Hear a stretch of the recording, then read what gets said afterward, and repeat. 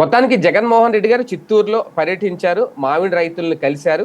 ఆ బంగారుపాలెం ఆయనకు వెళ్ళి ఒక రకంగా వీళ్ళు చెప్తున్నట్టు అది పరామర్శ, లేదంటే ఒక యాత్ర, లేదంటే వీళ్ళు చెప్తున్నట్టు దండయాత్ర. కానీ అక్కడ జరిగిందేంటి? కార్యకర్తలను అడ్డుకున్నారు. భారీగా పోలీసులు దాదాపు 2000 మంది పోలీసుల్ని ఏర్పాటు చేశారట.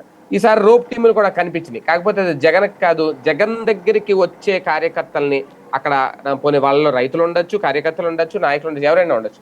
వాళ్ళని అడ్డుకునే ప్రయత్నంలో మాత్రం భారీగా రోప్ టీములు కనిపించినాయి. పోలీసులు భారీగా మోహరించారు. ఎక్కడికక్కడ అడ్డుకునే ప్రయత్నం చేశారు. కానీ జగన్మోహన్ రెడ్డి దగ్గరికి మాత్రం రకరకాలుగా వేరే వేరే దారిలో ఎలాగైతే జనం అయితే వచ్చారు. వచ్చిన వాళ్ళ మీద లాఠీ చార్జ్ చేయడం, వాళ్ళకి గాయాలు పాలవడం.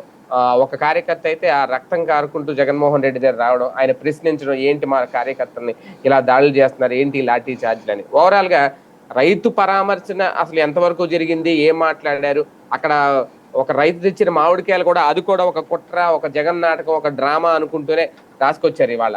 ఆయన కూడా వాళ్ళ కార్యకర్తలేనంట కావాలని అటు వెళ్తున్న దాన్ని మామిడికాయలు పోసేశారు అనేది. అంటే జగన్మోహన్ రెడ్డి పర్యటనల మీద విషం కక్కడం ఒక ఎత్తు అయితే, చివరికి లాఠీ చార్జీలు చేసి రేపొద్దున ఇలా గాయాల పాలైతే వాళ్ళు రావడానికి కూడా భయపడే పరిస్థితి ఏమన్నా తీసుకొస్తున్నారు. అసలు నిన్న జరిగిన ఆ పర్యటనని మొత్తం అక్కడ కనిపించిన ఒక రకంగా అది భద్రతనాలో ఎవరికి భద్రతో ఆయన అడిగింది కూడా అది ఎవరికి కల్పిస్తున్నారు భద్రత. ఓవరాల్ గా ఎలా చూడాలి ఇదే అంశం మీద చర్చించే ప్రయత్నం చేద్దాం. సార్, నిజంగా ఒక దండయాత్ర లాగే సాగిందా, కాకపోతే అది జగన్మోహన్ రెడ్డి మీద లేదంటే కార్యకర్తల మీద జరిగిన దండయాత్ర, బంగారుపాలెంలో ఈయన చేసిన దండయాత్ర? అంటే నాకు ఒకటే అర్థం కానిది ఏంటంటే, మనకు వార్తలు రాసేటప్పుడు లేకపోతే కనుక వార్తలు చెప్పేటప్పుడు ఇలా ఆలోచించాలి అని మన మీదను రుద్దుతున్నారు, బాగానే ఉంది. కానీ జనాలకి అంత మరీ వెర్రివేదవల్లాగా ఉంటారా? జనాలు బుర్ర తక్కువగా ఉంటారా? జనాలు అసలు సమాజం మీద అవగాహన లేని కేవలం ఈ పత్రికల వాళ్ళ మాటలు నమ్మేటంత అసమర్థంగా ఉంటారా? అది ఈ మేధావులు ఆలోచిస్తున్నారో లేదో నాకు అర్థం కావట్లేదు. వీళ్ళందరూ ఓవర్ యాక్షన్ మధ్యనే జరిగినటువంటి కొన్ని పరిణామాలు చూద్దాం.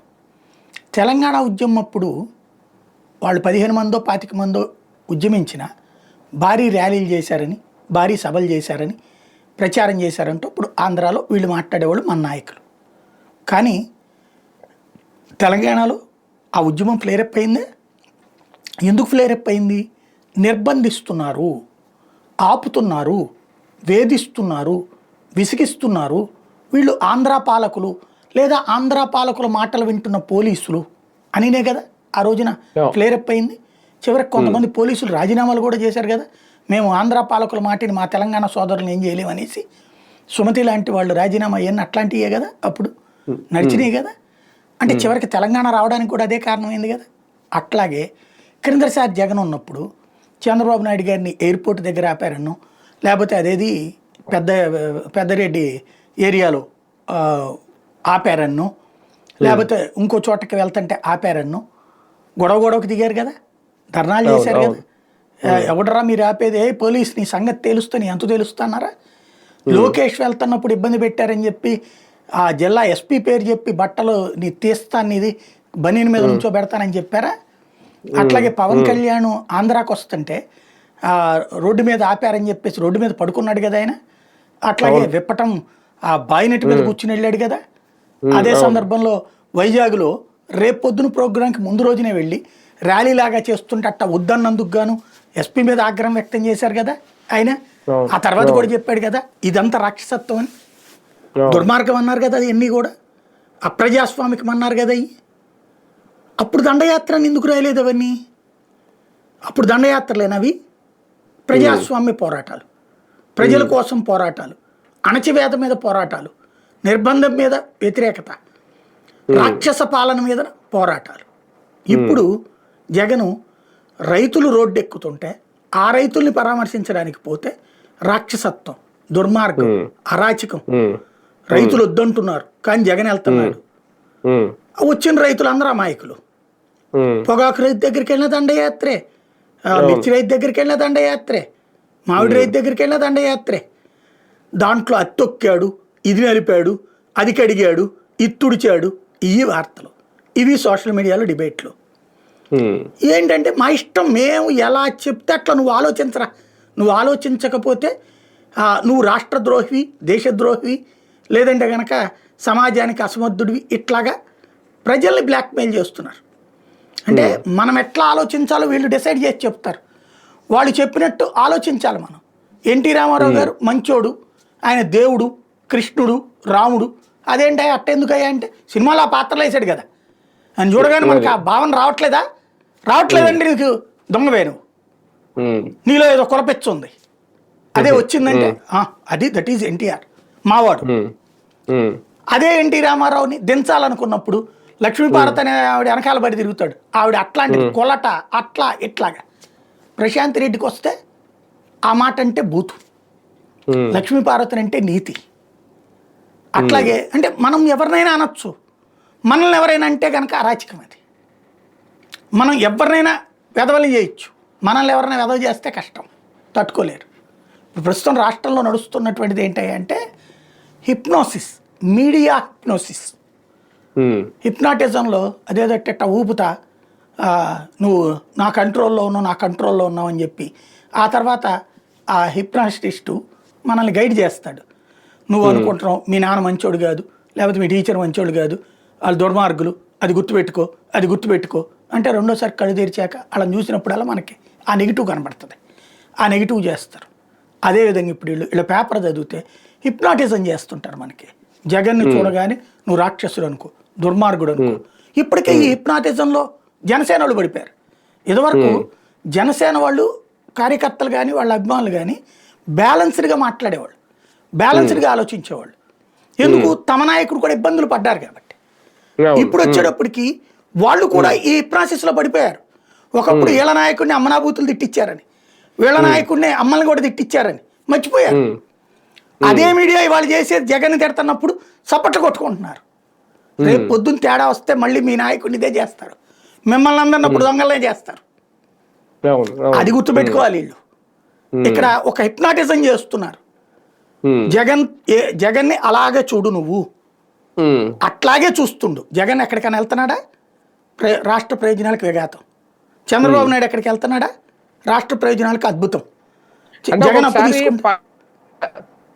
పని కట్టుకొని పరువు తీసుకునే ప్రచారం చేసుకుంటున్నారేమని కూడా అనిపిస్తుంది సార్. ఇవాళ మీరు చూసే ఉంటారు ఆ పేపర్, ఆంధ్రజ్యోతి పేపర్ చూస్తే జనం లేని ఫోటో ఒకటి వేశారు. మరి ఆ ఫోటో ఎక్కడ సంపాదించారో తెలియదు కానీ ఒక నలుగురు. అది మళ్ళీ ఏంటి, జనం లేక దారి మళ్ళీ వెళ్ళారు అంటే మరి జనం ఎక్కడున్నారు అంటే వీళ్ళు పెట్టిన రూట్లో జనం లేకుండా క్లియర్ చేసుకున్నారు. అక్కడ ఒక ఫోటో అయితే సంపాదించారు, తర్వాత జనం లేరని చెప్పి దారి మళ్ళించారు. అక్కడైతే మరి జనం ఉన్నారు. మళ్ళీ 2000 పోలీసులు పెట్టారని చెప్పి వీళ్ళే చెప్తారు, జనం లేరని వీళ్ళే చెప్తారు. ఏది నమ్మాలి? జనం ఆ పత్రిక చదివేళ్ళు మాత్రం ఖచ్చితంగా తెలుగుదేశం అమ్మాయిలు అయితే దాన్నే నమ్ముతారు, అందులో నో డౌట్.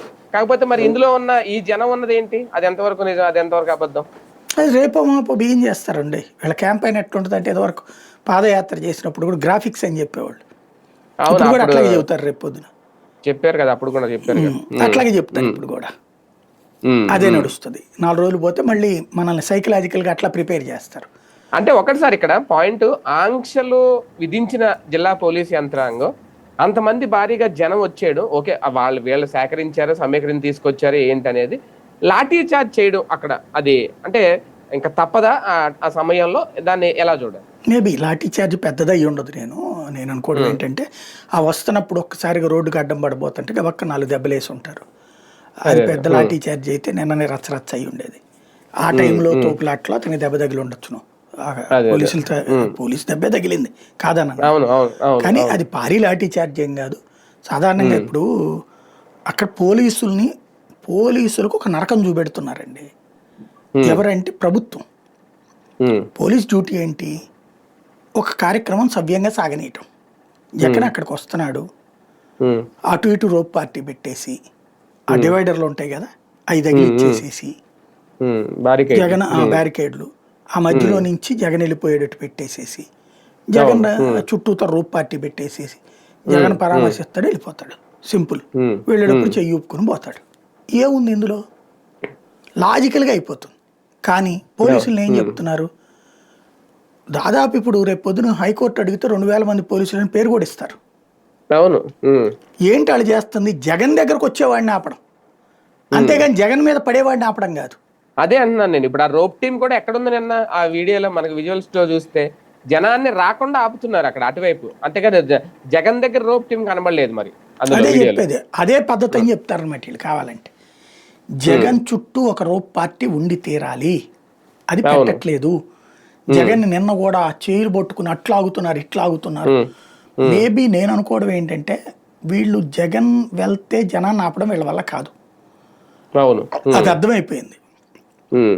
జగను పవన్ని రోడ్డు మీదకి వెళ్తే జనం రాకుండా ఆపడం ఎవడి వల్ల కాదు, ఇది క్లియర్ పిక్చర్. కాబట్టి వాళ్ళకే చిరాకు పుట్టాలి, జగన్కే చిరాకు పుట్టాలి. పుట్టేసేసి జగన్ ఏం చేయాలి, అక్కడ ఈ తోపులు ఈ బాధపడలేక టూర్లు క్యాన్సిల్ చేసుకోవాలి. ఇది వాళ్ళ ఉద్దేశంలాగా కనబడుతోంది. ఇప్పుడు అట్లాగా ఆ బాధపడలేకే కదా మొన్న నెల్లూరు క్యాన్సిల్ చేసుకున్నాడు. అవును, అట్లా చేసుకోవాలి అన్నట్టు కనబడుతుంది వీళ్ళ లక్షణం. అదంటే మరి హెలిప్యాడ్ కూడా ఎక్కడో ఇచ్చారంట పర్మిషన్, అసలు సంబంధం లేకుండా. అందుకని నిన్నేమని చెబుతున్నారు, 100 అడుగుల దూరంలో హెలిప్యాడ్ ఇస్తామంటే వద్దు, మాకు 6 కిలోమీటర్ల దూరం కావాలన్నారు. అంత బిల్డప్ చేయాలనుకుంటున్నారు. మరి నువ్వు ఇచ్చేసావు 6 కిలోమీటర్లు, జనం రారు కదా. కావాలంటే ఆంధ్రజ్యోతి ఫోటో ఇస్తుంది కదా ఎవరు లేనిది. అవును, నేను చివరికి 2 కిలోమీటర్ల దూరంలో ఇచ్చారు. ఆ 2 కిలోమీటర్లు నిండిందా లేదా? అవును. బేసిక్గా ఒకటే, జగన్ అనేటటువంటి వ్యక్తి చంద్రబాబు గారి ఫోటోని తన ఇంట్లో పెట్టుకోవాలి. ఒకటి, ఆయన్ని ఒకనాడు రాజకీయాల్లోకి తెచ్చింది చంద్రబాబు నాయుడు. ఆయనే ఆరోపణ చేయకపోతే రాజకీయాల్లోకి వచ్చేవాడు కాదు. ఆయనే ఆరోపణలు చేయకపోతే, ఆయనే అరెస్టులు చేయించకపోతే జగన్ పార్టీ పెట్టేవాడు కాదు. పార్టీ పెట్టకపోతే సీఎం అయ్యేవాడు కాదు. ఇవాళ 40% ఓట్ బ్యాంక్ ఉండేది కాదు. మరి చెన్నారెడ్డి గారి అబ్బాయి మరి చెన్నారెడ్డి, శశిధర్ రెడ్డి, లేకపోతే కోట్ల విజయభాస్కర్ రెడ్డి గారి అబ్బాయి కోట్ల సూర్యప్రకాష్ రెడ్డి, నేదురుమల్లి జనార్దన్ రెడ్డి గారి అబ్బాయి అతను ఏదో ఉన్నాడు కదా. ఇట్లాగా వాళ్ళ పేరుతో వాళ్ళకు ఒక ఎమ్మెల్యే సీటు, ఒక ఎంపీ సీటు, జగన్కు కూడా అయితే గీతే తనకు ఒక ఎంపీ సీటును, తను అడిగిన వాళ్ళకు 2 ఎమ్మెల్యే సీట్లు, 3 ఎమ్మెల్యే సీట్లు ఇచ్చి ఉండేవాళ్ళు జీవితకాలం. అట్లాంటిది ఏకంగా వాళ్ళ శాసించే స్థాయికి రాజకీయాన్ని తీసుకెళ్ళింది చంద్రబాబు గారు. తనకి ఒక రకంగా చెప్పాలంటే తన మిత్రుడి మీద అభిమానంతో చేసి పెట్టారేమో అనిపిస్తుంది. ఇద్దరు మంచి ఫ్రెండ్స్ కదా, రాజశేఖర రెడ్డినైనా నా కొడుకు నువ్వు పైకి తీసుకెళ్ళాలి, నీ కొడుకు నేను పైకి తీసుకెళ్తానని ఇద్దరు అట్లాగా ఏమైనా అనుకుని తీసుకెళ్లారేమో. లోకేష్ గురించి అప్పట్లో ఆయన కామెంట్లు చేసేవాడు రాజశేఖర రెడ్డి, స్టాన్ఫర్డ్ యూనివర్సిటీ, తర్వాత అదేది రామలింగరాజు, ఇట్లాంటి. తద్వారా లోకేష్ని వాడుకలోకి తెచ్చి ప్రచారంలోకి తెచ్చి అందరిలో నానేలా చేసింది రాజశేఖర రెడ్డి. జగన్ మీద ఆరోపణలు చేసి పైకి తీసుకొచ్చింది చంద్రబాబు. ఎందుకంటే వాళ్ళ రోజున ఆరోపణల వలన ప్రజలు దూరం అవట్లా, దగ్గర అవుతున్నారు. ఆ విధంగా వాళ్ళని బాధితుల కింద చూపెట్టినప్పుడు దగ్గర అవుతున్నారు. ఎమర్జెన్సీ పెట్టి ప్రజల హక్కుల్ని కాలరాసి 2 సంవత్సరాల 11 నెలలు నరకం చూపించినటువంటి ఇందిరాగాంధీ ఆవిడ చేసిన తప్పుకు అరెస్ట్ చేస్తే విక్టిమ్ కార్డు చూపెట్టి మళ్ళీ ప్రధానమంత్రిగా భారీ మెజార్టీతో గెలిచింది. విక్టిమ్ కార్డు రాజకీయాల్లో బాగా ఉపయోగపడుతుంది అనమాట. ఇప్పుడు అట్లాంటి పరిస్థితి జగన్ కి వీళ్ళు తెచ్చి పెడుతున్నారు. వాస్తవానికి ప్రతి టూర్ కి, అంటే ప్రతి పర్యటనకి జగన్ ఎక్కడికి వెళ్తున్నాయి ఈ మధ్యకాలం ఆంక్షలు పెరుగుతున్నాయి. మరి 500 మందికి పర్మిషన్ ఇవ్వడం అంటే అది చాలా పెద్ద ఆంక్ష. జగన్మోహన్ రెడ్డి పర్యటనకి 500 మందికే రావడం అంటే అసలు అది సాధ్యం అవుతుందో లేదా అని పోలీసులకు కూడా తెలుసు. ఓకే, ప్రభుత్వం ఒత్తిడితో అలా ఇచ్చారా, పర్మిషన్ ఏంటి అనేది ఒకటి. ఇలా చేయడం వల్ల ఇంకా ఒక అతిపెద్ద తప్పు ఏమన్నా చేస్తుందా ప్రభుత్వం? జగన్ ఇంకా పూర్తిగా కట్టడి చేయాలి అనే ఆలోచన, ఇలా ఆంక్షలు విధించాలి, చివరికి దాడులు చేయాలి అనేది ఎంతవరకు కరెక్ట్? నాకు తెలిసి ఇంకొక 2-3 ఇన్సిడెంట్స్ జరుగుతాయి ఇట్లాగా వీళ్ళు ఇబ్బంది పెట్టడం. అది ఇవన్నిటిని పెట్టుకుని వీళ్ళ తరపున మేధావులు కొంతమంది ఉంటారు, వాళ్ళు కోర్టులో పిటిషన్ వేస్తారు, జగన్ వస్తే మా ప్రాంతాల్లో నాశనం అయిపోతుంది మీరే కాపాడాలని. కోర్టు అప్పుడు ప్రభుత్వానికి నోటీస్ ఇస్తుంది. ప్రభుత్వం అప్పుడు హోంశాఖ సమాధానం చెప్తుంది, మేము ఆపుతున్నా అతను ఆగట్లేదండి అని. అప్పుడు కోర్టు అట్టగాదయ్యా మీరు రూల్స్ ప్రకారం ఫాలో అవ్వాలి కదా అనాలి. అప్పుడు ఇహ నుంచి కట్టడి చేస్తామండి అని చెప్పి కోర్టు ఆదేశాల మేరకు జగన్కి 50 మంది వెళ్ళాలి, లేకపోతే జగన్ ఒక్కడే నడుచుకుంటూ వెళ్ళాలి, హోటల్లో భోంచేసి వెళ్ళిపోవాలి, ఇట్లాంటివి వేస్తారు. అవన్నీ జరిగేది కాదు, చచ్చేది కాదు ఆచారంలో. బట్ చట్టబద్ధంగా ఇరికించడానికి ఒక ఎత్తుగడలాగా కనబడుతుంది అది. అంటే ముందు ఇంకా కఠినంగా ఉంటాయి అనుకోవాలేమో ఒక రకంగా. ఖచ్చితంగా జగన్ అడ్డుకునే విషయంలో ఖచ్చితంగా ఇవాళ 3 కేసులు కూడా పెట్టారట. అవును. కానీ ఒకటి సార్, మామిడి రైతుల విషయంలో నిజంగా అక్కడ రైతుకి జగన్ వెళ్లే ముందే అంటే కేంద్రాన్ని 132 కోట్లు ఎంత అడిగారు కావాలని, జగన్కి వెళ్లే ముందే అన్ని రెడీ చేసుకున్నారా? జగన్ వెళ్లే టైంకి అక్కడ ఏమి లేదని చూపించే ప్రయత్నం ఏమైనా చేసిందా ప్రభుత్వం? అందులో అయినా సక్సెస్ అయింది అనుకోవాలా? జగన్కి ఒక రకంగా బూస్ట్ ఇచ్చారు వీళ్ళు. జగన్ ఇంకో వారం రోజులు వెళ్తున్నారని తెలుసు, వారం ముందు ఇచ్చారు వీళ్ళు స్టేట్మెంట్. అవును. ఈ వారం రోజుల్లో వీళ్ళు ఈ 250 కోట్లు తగలేసిన డబ్బులు అయ్యో, ఇప్పుడు నిన్న ఇచ్చిన డబ్బులు అయ్యో, రోజుకో 25 కోట్లు ఖర్చు పెడితే సరిపోయేది కదా. జగన్ వెళ్ళే టైంకి ఒక్క మామిడి రైతు కూడా అక్కడ క్యూలో ఉండేవాడు కాదు కదా. ఎప్పుడైతే నువ్వు ఇవ్వలేదో రైతుకు కడుపు రగిలింది. మీకు వీళ్ళకి అర్థం కానిది ఏంటంటే, మధ్య తరగతిని మేనేజ్ చేయొచ్చు, ఎలక్షన్స్ ముందు మనం సెంటిమెంటల్గా మార్చచ్చు వాళ్ళని. అంటే ఎమోషన్స్ని క్రియేట్ చేస్తే మధ్యతరగతి మారిపోతారు. లేబరు, రైతు వీళ్ళకి ఒకసారి ఫిక్స్ అయిందంటే మార్చలేరు ఎవరు. కేవలం 11 సీట్లు వచ్చిన జగన్కి 40% ఓట్లు వచ్చినాయంటే లేబరే. రైతులు వీళ్ళు మాయ చేయగలిగారు మొన్న. ఏదో అది జరుగుద్ది ఇది జరుగుద్ది అనేది, ఏదో 20,000 దాకా ఇస్తాం, ఏకదమ్ 20,000 అనేటప్పుడు వాళ్ళు కూడా ఆశపడ్డారు. ఏకదమ్ 20,000 అన్నారు. కేంద్రం ఇచ్చే 10,000 కాకుండా అదొక 20, కొంత వాళ్ళు హోప్ పెట్టుకున్నారు, నష్టపోయారు ఇప్పుడు. ఇంకోటి, సాధారణంగా రైతులు బాబు గారి మీద ఒక నెగిటివ్ ఉంటుంది, ఆయన వస్తే కరువు ఎక్కువ వస్తుంది అన్నట్టు. ఈ ట్రిప్ అది కూడా పక్కన పెట్టేసి ఓట్లేశారు. క్రిందసారి 14 వచ్చినప్పుడు సేమ్ ప్రాబ్లం ఫేస్ చేశారు కదా, వరుసనే కరువు మండలాలు ప్రకటించుకోవాల్సి రావడం ఇవన్నీ కూడా. అందుకే కదా నిన్న శ్రీశైలం జలాశయం గేట్లు ఎత్తున్నాడు, ఆయన చాలా హ్యాపీగా ఫీల్ అయ్యారు. అదే, ఆయన హ్యాపీగా ఫీల్ అయ్యారు కరెక్టే. శ్రీశైలంలో వచ్చే నీళ్లు ఆంధ్రాలో నీళ్లు కాదే, అయ్యి పైనుంచి వచ్చే నీళ్లు. రాష్ట్రంలో ఎప్పుడు రావాలి నీళ్లు మనకి? వర్షం అంటే రాయలసీమ కరువు తీరుతుందని కదా. ఇక్కడ చిన్న లాజికల్ పాయింట్ ఒకటి, అంటే మీడియా ఇదివరకు అయితే కనుక ఈ డెప్త్ సబ్జెక్ట్ మీద అవగాహన ఉండేది, రాసేవాళ్ళండి. ఇప్పుడు మాకు జూన్లో కృష్ణా డెల్టాకి పంటలు జూన్లో వేస్తాం నాట్లు, అప్పటికి వచ్చేయాలి నీళ్లు కృష్ణ నుంచి. సరే, అది రావట్లేదనే కదా నువ్వు కట్టింది పట్టిసీమ. పట్టిసీమ నీళ్ళు ఇటు పక్కకు వచ్చేసేయాలి కదా, సేద్యం జరిగిపోవాలి కదా. ఎంత జరిగింది? చెట్ట చివరి ల్యాండ్స్ అంటే టెయిల్ అండ్ ల్యాండ్స్ అంటాం, అవి నాగాలంక అక్కడ దాకా ఉంటుంది. ఇప్పుడు నీ దగ్గర నీళ్ళు ఉన్నాయి కదా, ఇవాళ గోదావరి వరద నీళ్ళు ఉన్నాయి కదా, వాటితో నన్ను ఇవ్వండి ఇప్పుడన్నా సీరియస్గా. ఇప్పుడు ఇప్పుడు ఇస్తారు, ఇప్పుడు అటు ఇస్తారు ఇటు వస్తాయి, రెండు వైపులా వస్తాయి. ఇప్పుడు ప్రాబ్లం ఉండదు ఇక. కానీ మామిడి రైతుల విషయంలో అంటే ఇప్పుడు వాళ్ళకి ఆల్రెడీ న్యాయం చేసేసిందా కూటమి ప్రభుత్వం? వీళ్ళు చెప్తున్నది అదేనా? అంతా అయిపోయాక ఈ నెల హడావుడి చేసి వచ్చారా? ఇప్పుడు 80,000 రైతులండి, వీళ్ళు ఇచ్చే 250 కోట్లు ఒక 20,000 రైతులకు వస్తుంది. మిగతా వాళ్ళది అంతే ప్రాబ్లం ఉంటుంది. ఒక 20-30,000 రైతులు ఆల్రెడీ అమ్మేసుకున్నారు చీఫ్కి. ఓ 10-15,000 మంది రైతులు ఇప్పుడు లబ్ధి పొంది ఉంటారు. అది కూడా ఎక్కువ మంది మేబీ టీడీపీ వాళ్ళు అయ్యి ఉండొచ్చును కూడా లబ్ధి పొంది.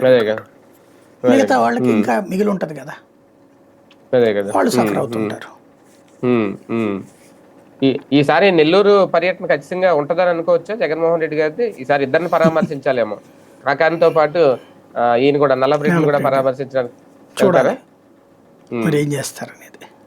అదే కదా, రైట్ చూద్దాం. మొత్తానికి బంగారుపాలెం యాత్ర అయితే అంటే ఇందులో ఎవరు సక్సెస్ అయ్యారని అనుకోవాలి? జగన్మోహన్ రెడ్డి గారు అనుకున్నట్టుగా వెళ్ళారు, భారీగా జనం వచ్చారు. అదే నేపథ్యంలో వెళ్లే ముందే అంతా అయిపోయింది, అక్కడ ఏం లేదు, అయినా సరే హడావుడి చేయడానికి మాత్రమే జగన్ వెళ్ళారు. అది ఒక దండయాత్రలా చూస్తున్నారు తప్ప అది పరామర్శ యాత్రలా లేదు అనేది తెలుగుదేశం పార్టీ వెర్షన్. ఏం జరగబోతోంది భవిష్యత్తులో? యాత్రలు ఉంటే కనుక ఇలాగే ఉంటాయా? ఇంతకు మించి ఆంక్షలు మరింత కఠినతరం చేయబోతున్నారు అనడానికి ఇది ఒక నిదర్శనం. ఏం జరుగుతుందో చూద్దాం.